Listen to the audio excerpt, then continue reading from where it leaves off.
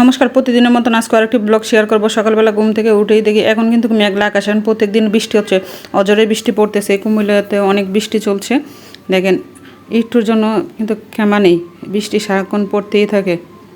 আমার বাহিরে বেরো যাচ্ছে না, কিন্তু যেহেতু বাহিরে যাওয়ার দরকার লাগে না ওই জন্য বাহিরে যাওয়া হয় না, কারণ স্কুল ছুটি, মেয়েরও তো এখন আর বাইরে যাওয়া হয় না, কোচিং টোচিং সব বন্ধ দিয়ে দিছে, মেয়ের তো সামনে পরীক্ষা।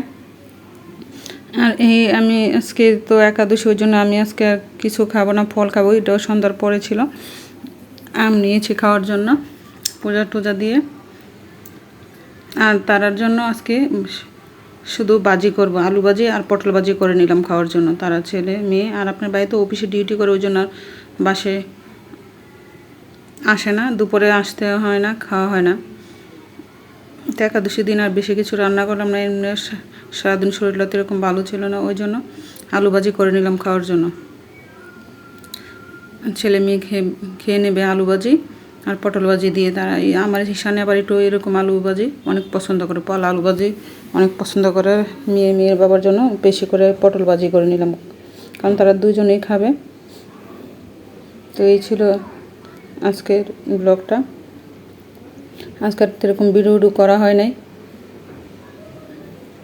সারাদিন বাইরে বৃষ্টি পড়তেছে।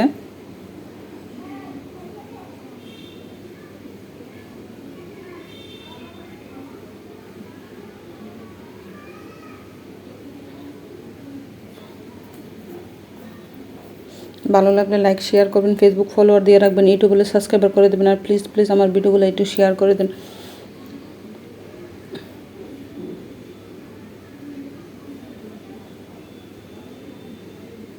কালকে আবার অনেক কিছুই রান্না করবো, আজকে আর বেশি কিছু রান্না করব না, কারণ বেশি কিছু রান্না করলে দেখা যাচ্ছে ছেলে মেয়ে তো এরকম খাওয়া হয় না, এগুলো আবার বাসি থেকে যায়। তো আর দেখেন ছেলে একটু দুষ্টামি করতেছে, ছেলে কী করে বাসায়